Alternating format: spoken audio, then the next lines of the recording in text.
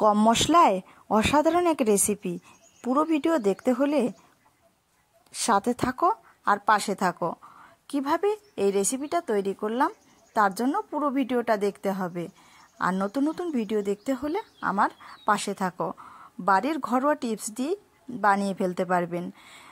দেখো, আজকে দেখাচ্ছি আমি সিলভার কাপ মাছ দিয়ে আলু পটলের তরকারি। চলুন তাহলে দেখা যাক কিভাবে এই রেসিপিটা তৈরি করলাম। নমস্কার বন্ধুরা, উর্মিলার রান্নাঘরে অনেক অনেক স্বাগত জানাই আর অনেক অনেক ভালোবাসা নিয়ে আজকে আমার রান্নাঘরে দেখাবো সিলভার কাপ মাছ দিয়ে আলু পটলের পাতলা ঝোলের রেসিপি। হালকা গরমে এইরকম রেসিপি খেতে কিন্তু অসাধারণ লাগে। এই দেখো, আমি বাজার থেকে কিনে নিয়ে এসেছি এই মাছটা। ধুয়ে সুন্দর করে পরিষ্কার করে নিয়েছি। তারপরে লবণ আর হলুদ দিয়ে মাছটাকে মেখে নিচ্ছি ভাজবো বলে। তারপরে দেখো, এইদিকে কড়াইটা গরম হয়ে এসছে। কড়াইয়ের মধ্যে আমি দিয়ে দিচ্ছি সরষের তেল। আর আমার ভিডিওটা যদি ভালো লাগে অবশ্যই সাবস্ক্রাইব, লাইক, কমেন্ট করে পাশে থাকবেন। পাশে থাকা বেল বাটনটি প্রেস করে দিবেন। যখনই আমি ভিডিও পোস্ট করব সর্বপ্রথম আপনাদের কাছে পৌঁছে যাবে। এই যে দেখো, তেলটা যখন গরম হয়ে আসবে তখন একটু হালকা নেড়েচেড়ে দিয়ে মাছগুলো দিয়ে দিচ্ছি। মাছ এপিস্ট ও পিস্ট ভেজে নামিয়ে ফেলবো, ততক্ষণ মাছটা ভাজা হোক। এইদিকে দেখো, আলু, পটল, বাজারের টাটকা পটল আর সাথে আছে কাঁচা টমেটো দিয়ে কিন্তু এই সবজিটা রান্না করছি। আলুটা আমার পছন্দ মতো কেটেছি, পটলটা আমার পছন্দ মতো। আপনারা আপনাদের পছন্দ মতো সবজিটা কাটবেন, তাহলে কিন্তু সুবিধা হয়। সবজিটা ধুয়ে নিব। এইদিকে দেখো, মাছটাও কিন্তু ততক্ষণে ভাজা হয়ে গেছে। মাছটা উল্টে নিচ্ছি। মাছটা এইভাবে করে আমি উল্টে পাল্টে নেড়েচেড়ে কিন্তু নামিয়ে ফেলবো। এরকম পাতলা ঝোলের রেসিপি কার কার খেতে ভালো লাগে অবশ্যই কিন্তু কমেন্টে একটু বলে যাবে, তাহলে আমার উত্তরটা দিতে সুবিধা হয়। মাছ ভাজা তো হয়ে গেছে, এখন আমি এটাকে নামিয়ে ফেলবো।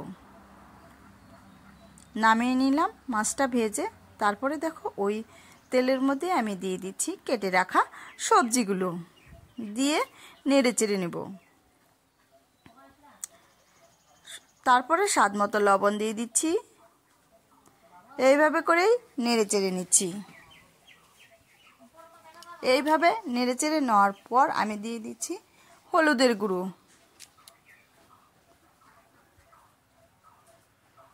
হলুদের গুঁড়োটা দিয়ে এই সবজিটাকে ভালো করে কিন্তু একটু ভাজা ভাজা করতে হবে। তারপরে দেখো, দিয়ে দিচ্ছি আমি আদা বাটা। এইখানে কাঁচা লঙ্কা চিরানো। সিম্পল মশলা দিয়েও যে এত টেস্টি রান্না হয়, না রান্না করলে কিন্তু একদমই বুঝতে পারবেন না। ভালো করে যখন এটা একটু লাল লাল হয়ে লাল লাল করে কিন্তু কষাতে হবে। ভাজা কিন্তু আমার হয়ে গেছে। আমি এটার মধ্যে দিয়ে দিচ্ছি এখন পরিমাণ মতো জল।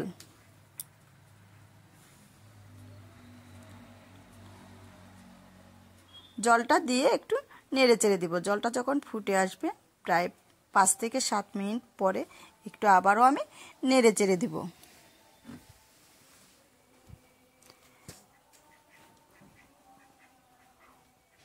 এখন আমি এটাকে নামিয়ে ফেলছি। 10 মিনিটের মতো একটু জাল দিয়ে কিন্তু নামিয়ে ফেলবো।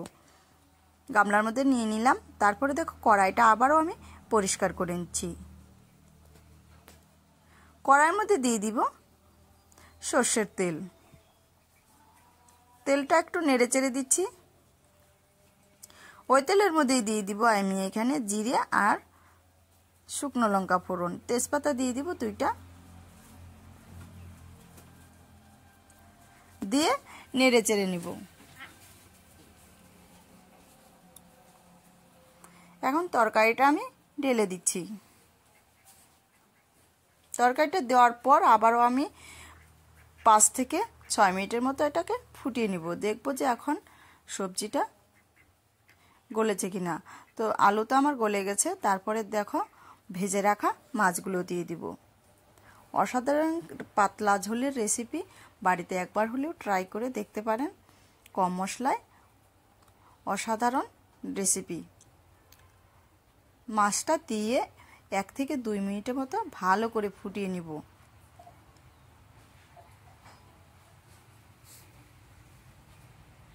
ভিডিওটি ভালো লাগলে অবশ্যই সাবস্ক্রাইব, লাইক, কমেন্ট করে পাশে থাকবেন। পাশে থাকা বেল বাটনটি প্রেস করে দিবেন। যখনই আমি ভিডিও পোস্ট করব সর্বপ্রথম আপনাদের কাছে পৌঁছে যাবে।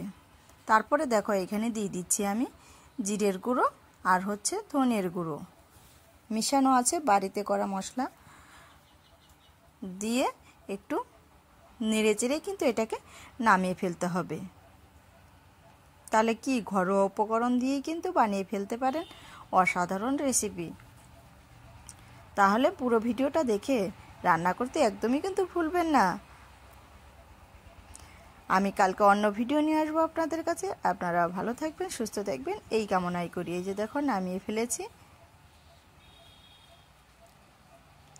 আর সম্পূর্ণ ভিডিওটা দেখার জন্য অসংখ্য অসংখ্য ধন্যবাদ।